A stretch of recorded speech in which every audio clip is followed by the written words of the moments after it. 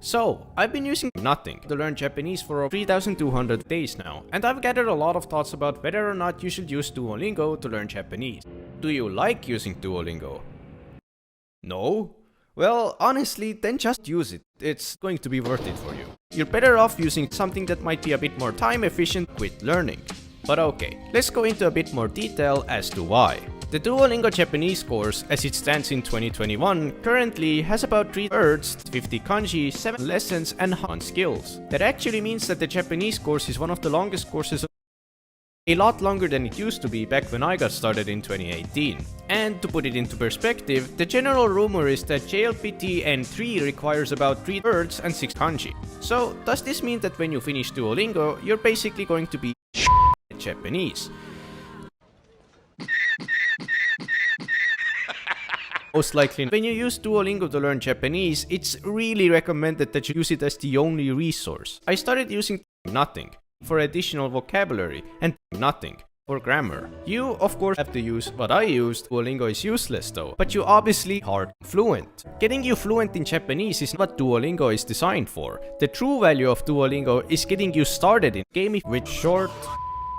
Getting started aside, how long should you use Duolingo for? Duolingo is a terrible resource. The main issues have not been fixed. And actually, I think they will be fixed because they come from the format of Anki, not Duolingo. To explain what I mean, let's go over the main exercises of Duolingo, being Duolingo,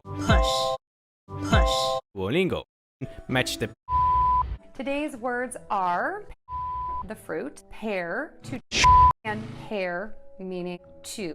Of course, listening exercises. Just to get this out of the way, as Duolingo is using admittedly impressive listening exercises, I recommend muting your mouth completely, because it was never properly introduced. Constructing an English sentence from Japanese is understanding the Japanese sentence itself. I've been learning Japanese this way on purpose, and it does work well with Duolingo. My first thought is to have this first, like a normal person would. You know what I mean? Ideally, I'd much prefer to have a Hard to explain, plain. Right now, Duolingo forces you to translate the sentence either by typing or using bang. No matter how you use Duolingo, I feel like its effectiveness drops rapidly once you're a complete beginner. So, my answer to the question of how long should you use Duolingo for is either for 3,200 days now, or until you feel like a complete beginner. You already have a baseline in the language, let's say a vocabulary of 3 words, you should consider focusing primarily on consuming.